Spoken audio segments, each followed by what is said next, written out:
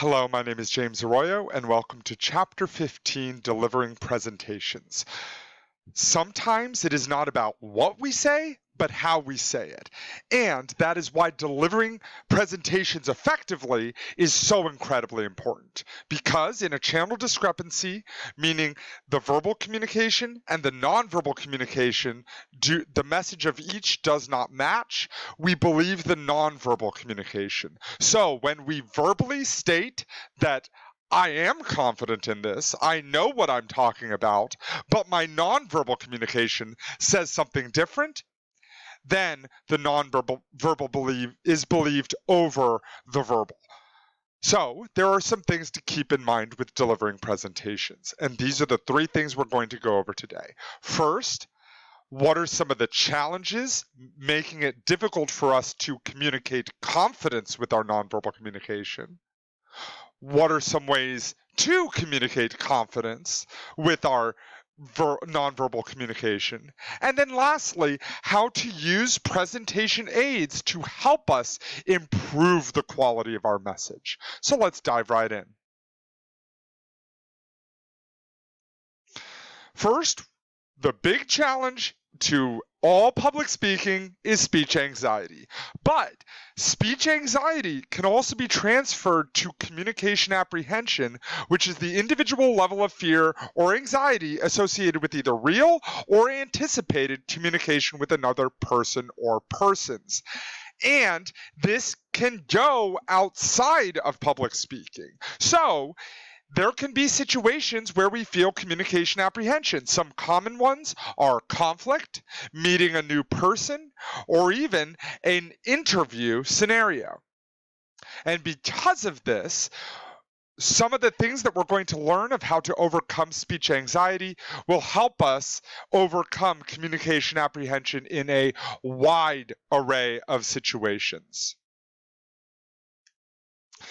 So, what can communication apprehension lead to first? First, it can lead to psychological reactions, things that happen in the mind, and physiological reactions, things that happen in the body.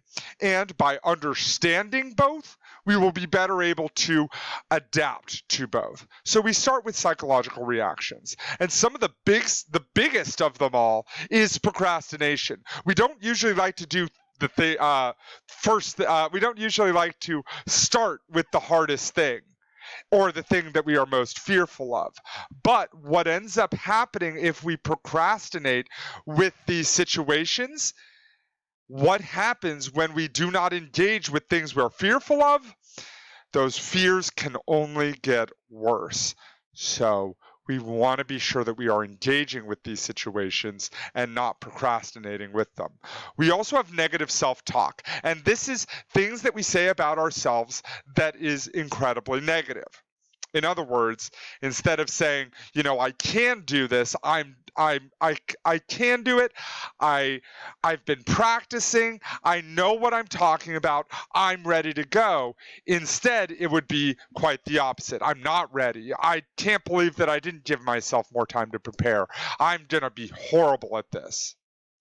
And what that does is that only psychs ourselves out and therefore makes it worse. We also have blanking. We prevent this by practicing.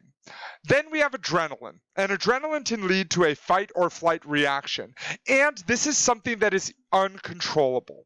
So instead, what we have to do is we have to engage in this fight reaction, which means to engage deeply with this problem instead of running away from the problem, not showing up to the presentation in general.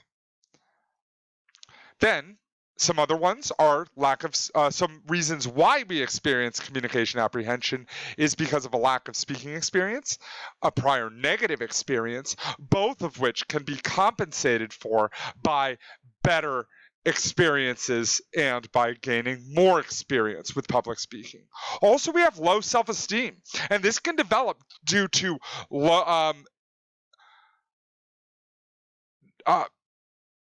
it can be due to not taking in positive feedback. If you feel like a little bit awkward when you receive a compliment, for example, then that can cause, due to not being able to incorporate positive feedback into your self-concept, it can lower your self-esteem.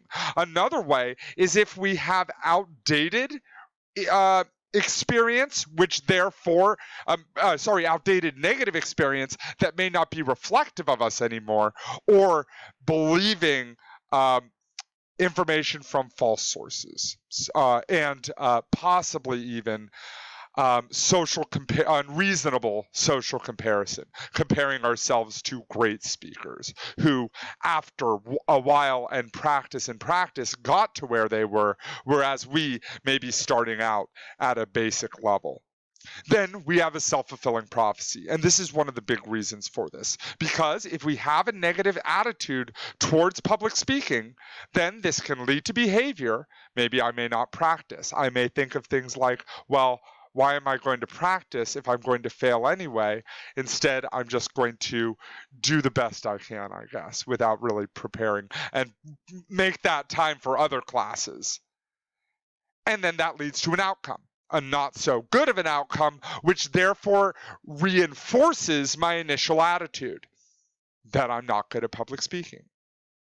However, this can also be very positive when we have positive self-fulfilling prophecies. I can do this. I know I can do this. I'm going to do great. That leads to more effort, more persistence in the face of a challenge, and therefore that leads to the inevitable outcome of, you know what, I did it, and therefore that reinforces my initial attitude. Some other reasons for communication apprehension are fear of being the center of attention. This can develop through just lack of experience with it. Also, concern about being judged by the audience. This can come from just, a fear of being in this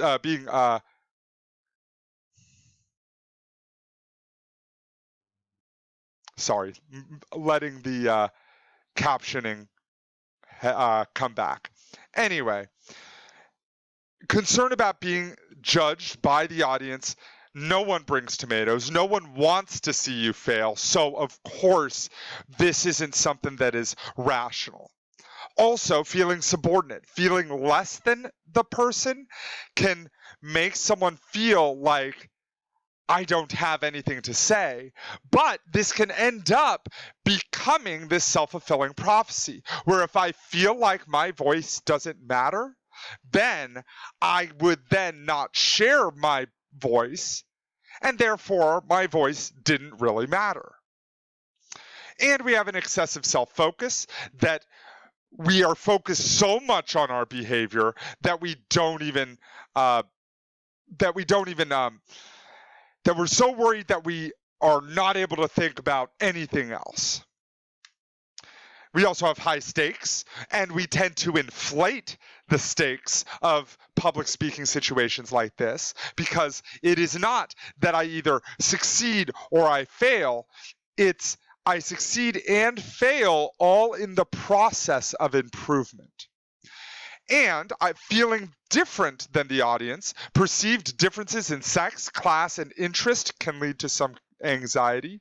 For example, whenever I teach gender differences in interpersonal communication, I feel a little bit awkward talking about how, on average, women tend to use more intensifiers, disclaimers, and hedges in verbal communication on average, because I obviously feel for some reason that I'm not able to talk in those sorts of ways. Then also, there's a degree of unpredictability that we don't know how the situation is going to turn out. There's some uncertainty there, but the best way to overcome this is by having more experience with it. And one of the biggest reasons for communication apprehension is a fear of failure. But every highly successful person has achieved not in spite of their failures, but as a result of their failures. They learned from those failures and therefore improved.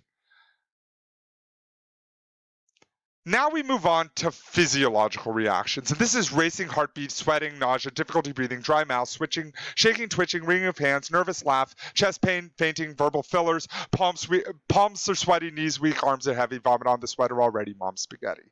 But it doesn't really say that much about us that we experience these physiological reactions, just that we are nervous, that we are human. And if we see it as something that we should feel embarrassed about or much less ashamed about, then that can cause some serious self-harm and therefore only make it worse. So there are many strategies for reducing anxiety. First, knowledge. Understanding how these physiological reactions and psychological reactions affect us, we will be better able to overcome them. Acknowledge that you're experiencing some level of fear, because if you know that you are going to experience this fear, then you will not be caught off guard when you start experiencing this fear. In fact, it is far worse to not experience any fear at all. If you want the most foolproof way to experience zero anxiety, here it is. Don't try, don't care. If you don't try and you don't care, you will not experience any anxiety whatsoever. Don't get me wrong, you'll do a horrible speech, an outrageously horrible speech, but you won't care, and therefore there will be no reason to succeed. So we have to understand that on some level we are always going to experience some anxiety because we want to succeed, because we care, and that is a good thing. Also engage in the positive self-talk, saying that you can do it, and if you do fail, that you're just not there yet, that you will get there in time. By engaging in this positive self-talk, it allows us to give ourselves a path to the future. Also, breathing. Taking the time to breathe. The physical and the psychological are interconnected. So if we don't take care of our bodies by breathing, by treating ourselves right, then of course we're not going to do as well psychologically. Also, don't apologize for being nervous. This is dropping the ball, and we don't want to drop the ball or admit our errors because people may not be able to notice. Also, after the speech, evaluate your performance. And this is critical because when we do this, it allows for a path to the future, but also it allows for us to understand that no matter what, if we succeed or if we fail, the outcome is not as important as the process towards growth. And that reduces anxiety, and it also improves our ability. Now we move on from what are the things to overcome with anxiety to how to communicate confidently. There are many different ways to do a speech. Manuscript is reading from a script. This can be challenging because no eye contact, also seems not as prepared, and it reduces the authenticity of the nonverbal communication. That being said, there are some times when it is called for. For example, every president for forever basically has been reading from scripts or teleprompters, because guess what? They have quite a bit more to do than just memorizing speeches. Also, we have memorized speeches, and this is committing information to memory. This improves eye contact, but even when it's memorized, it can still diminish the authenticity of the message, and actors spend years perfecting the craft of trying to communicate authentically, even with a script that is not their own words. Then, on the complete opposite side of memorized, we have impromptu. And impromptu is not memorized whatsoever, but it is also not coming up with information at the top of your head.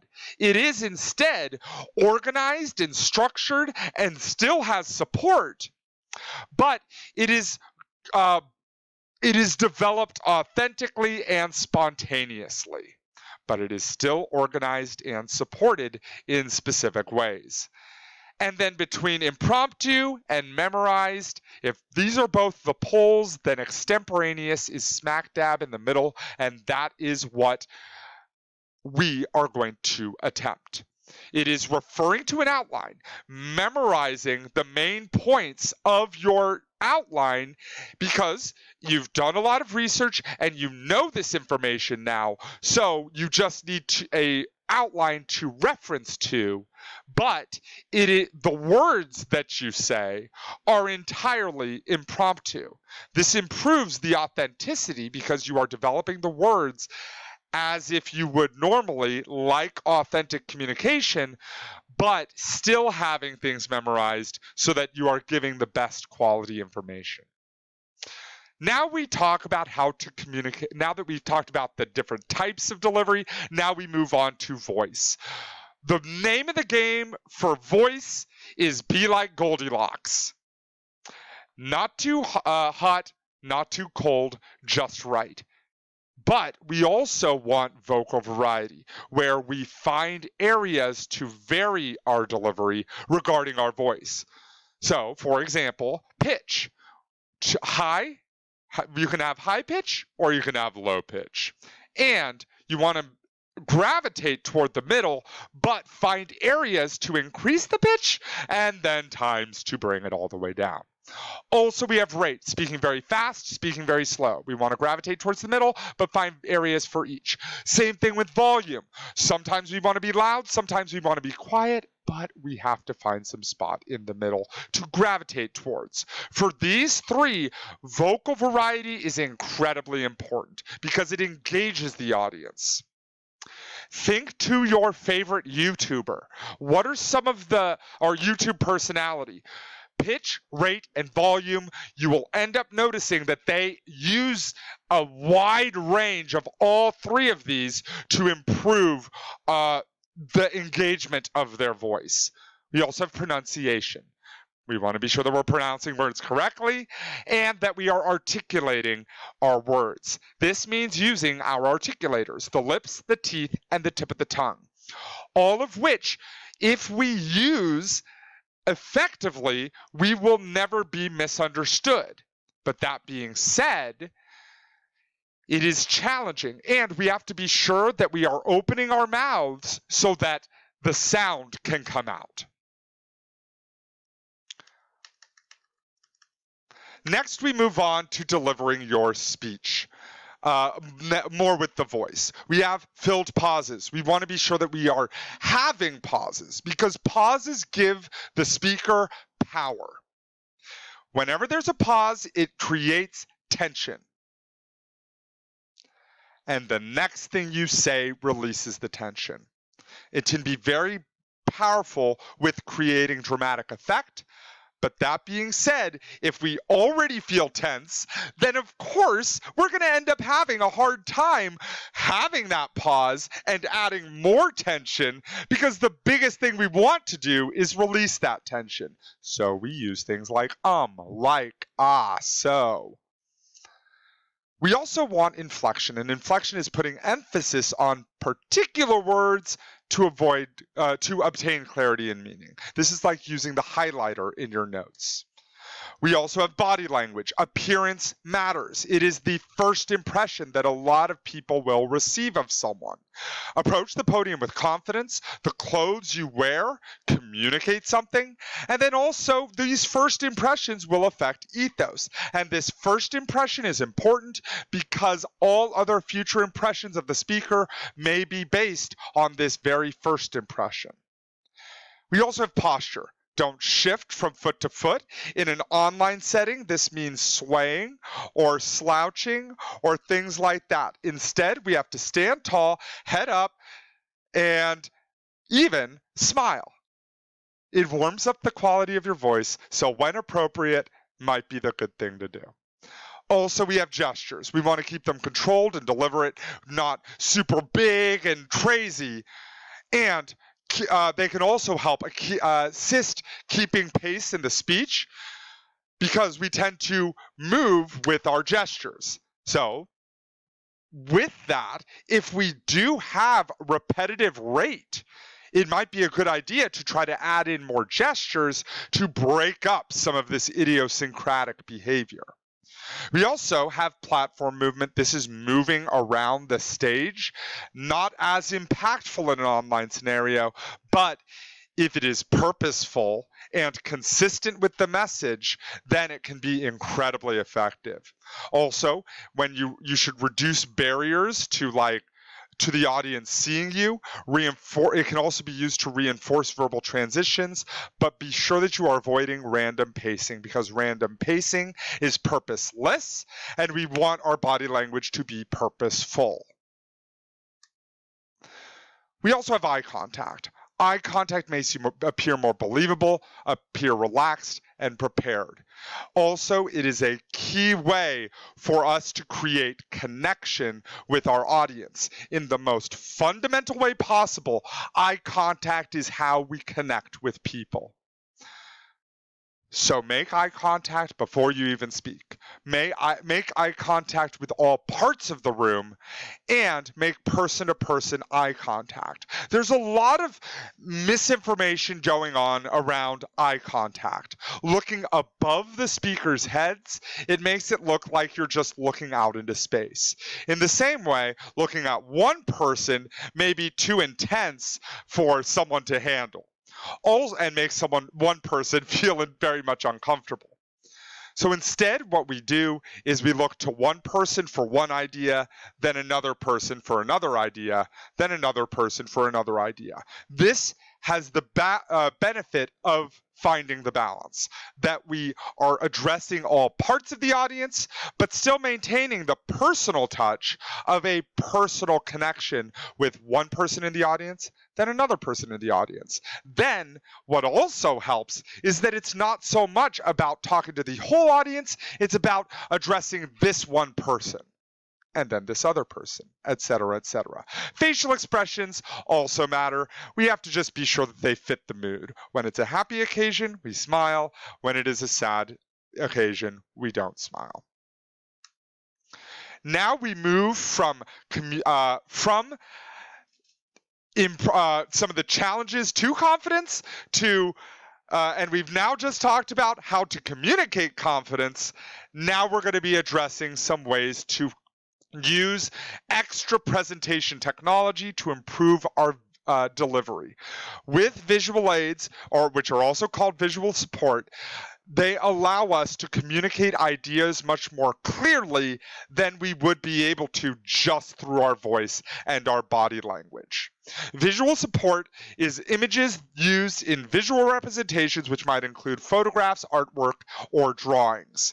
So there are two-dimensional visual aids. This includes drawings, photos, maps, graphs, and charts. And this one in particular probably wouldn't be the best, because while, yes, they show what you want, we have to be sure that it is that what you are trying to show is still of high quality, and these are obviously very low res images. So there are many different types of visual aids. There are especially two-dimensional. We have line graphs revealing trends by showing changes over time. This would be in the bottom right. We have bar graphs comparing quantities or magnitudes. This would be in the top left. The pie graph would be on the bottom left because it resembles a pie. And then lastly, the top right would be a pictorial graph demonstrating comparisons in picture form. Then we also have some others. There's a flow chart, which is the top right. The lamp doesn't work, therefore is the lamp plugged in? If the lamp is not plugged in, plug in the lamp. If it is plugged in, is the bulb burnt out? If not, if it is burnt out, then replace the bulb. If not, repair the lamp. So it is a step-by-step progression of this system. Also, we have informational charts. And informational charts is a series of key points along with data. So this would be the top left because there are these key points along with data to supporting it. Then we have an organizational chart. This shows relationships in a hierarchy. This would be bottom right. And the table or systematically arranges numbers or words in rows or columns. This would be this sort of table. Excellent. Now we move on to handouts, which is another type of two-dimensional visual aid, but with handouts, we have to be sure that we are not distributing them at the beginning of the speech, not in the middle of the speech, at the end of the speech, because when someone gets a handout, then that is what they are looking at instead of focusing on you. The only exception to this would be giving a handout at the beginning to guide the listener's attention. There are also other types of visual aids. There are three-dimensional objects, people, and models. This needs to be appropriate size, visible for everyone to see. Also, don't show objects that people are familiar with. So, for example, a spoon. While yes, a spoon, absolutely. We all are accustomed to it. We all are familiar with it. That is absolutely something that is not going to be incredibly helpful. But that being said, if you're using it in a particular way, like this man is, then of course it would be totally fine to use that sort of thing because it is being used in an unfamiliar way. But things that also we want to be sure that we are showing things of appropriate size. For example, if I'm showing this from with a big audience, then of course it's not going to be very visible and therefore not an effective visual aid, a three-dimensional visual aid. So as a result, I would then want to show a picture of it on a PowerPoint like this. We also have animations, and animations are very cool, having things zooming in, lots and lots of fun. But we want to be sure that we are making sure that it is appropriate, using it sparingly, because if we don't and it is just continuing to go on and on and on, then of course the audience is going to be more focused on the animation than focused on me and have a quick time to end. DVDs or YouTube videos can also be very impactful. With some situations, if anyone's ever had a substitute teacher in science, I'm sure that we've all watched DVDs I guess VHSs at the time, or maybe DVDs now, of Bill Nye the Science Guy. And of course, that is an understandable use of video. But that being said, in our situations, we will probably be more likely to use YouTube videos, which can be incredibly impactful. And with very quick videos that are already queued up, it allows us to show something very small, very quickly. But be sure that it is queued up. What this means is that we may want to embed images, audio, or visual clips into a PowerPoint, because PowerPoint is probably one of the, as well as other forms of presentation technology, can be very effective and very adaptable in many public speaking situations. So, this means embedding the video would avoid an advertisement and would still just focus directly on it, and there wouldn't be any downtime pulling videos up. Also, we want to use minimal text. With situations like this of using the PowerPoint, it wouldn't be very effective because people would, instead of listening to me, be reading from the PowerPoint. Don't put your outline on the PowerPoint. There are many different benefits of visual aids. It helps make the speech more interesting, adds variety, assists in altering your delivery pattern, and makes it easier for the audience to understand the message that you are trying to show, because it breaks it up. It allows for the audience to take a little break from listening to you and instead focus on the cool thing going on. Also, it enhances the speaker's ethos. It shows in some small part that you have prepared a visual aid and therefore are at least in some way, shape, or form prepared. So there are a lot of tips for success. A big one is plan and choose the best type of visual aid. for the actual situation. Make sure that everyone can see it. Control when it's displayed. This may mean blacking out the screen so that the person is focusing on you and not on anything on the video or on the PowerPoint, I mean. Talk to the audience, not to the visual aid. This is more important with a PowerPoint that is behind you. Also, don't dim the lights for long periods of time or else people may go to sleep. Also, don't use blackboards or dry erase boards, because if you are doing something on a dry erase board, then of course you aren't looking at the audience. Also, don't provide the sources of the visual aids when needed, and explain the purpose of the visual aid. With things like charts and graphs, absolutely you should cite it, because just like all statistics, we should cite where we're getting this information from. Whereas for images kind of like this, where it is just a general graphic just to decorate, then of course it wouldn't be there may not be a need to cite where that image came from. Also, don't pass things around while you're speaking, and be sure to practice with your visual aid. And this is critical, because Murphy's Law, anything that can go wrong will go wrong at the worst possible time. One time, back in the day when dinosaurs roamed the earth and I was in a public speaking class, I decided, you know what, I'm going to, I was tasked with doing a how-to speech. And of course, being the lazy person that I am, I decided, you know what, I'm going to choose the easiest topic, which is how to make a corn quesadilla. I had made 1,000 corn quesadillas before that, so of course I knew how to do it. It was obvious. So did I need to practice with my visual aids? Of course not.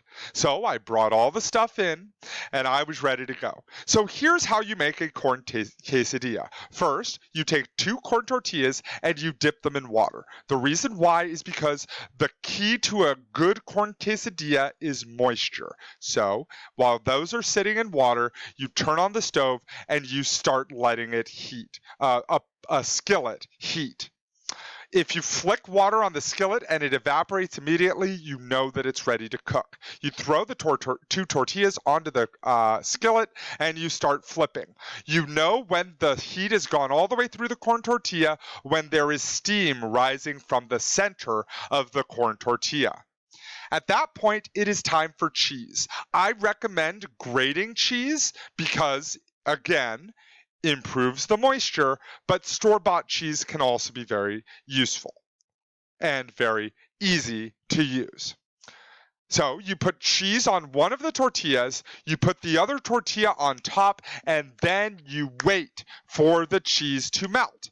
At that point, what you may want to do is get the spatula that you're using and put it on top of the tortilla and try to move the top tortilla. When it glides smoothly on top of the other tortilla, you know that the cheese is melted, and then it's time to flip. Little did I know, the reason why they stick together is because the cheese has melted. Was there a heat source in a classroom? Absolutely not. I flipped the tortillas. Cheese flies all over the classroom.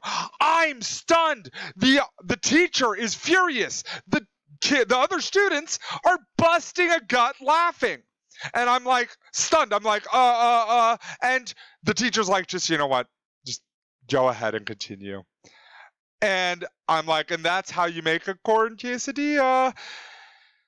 So how many times would I have had to practice to know that this might be an issue? One time!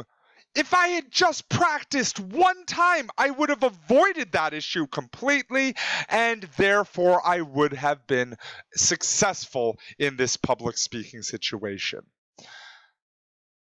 The story isn't over. I did my undergrad at Cal State Fullerton, that speech class at Cal State Fullerton, and I did my master's at Cal State Fullerton. And I was walking through the halls And I see that teacher. She goes in front of all my friends and points at me and says, "Hey, cheese guy." Apparently, she had told every other class about this situation. So please do not be like me, learn from my mistakes, and don't spill the cheese. With that, have a great rest of your day. I'll see you next time.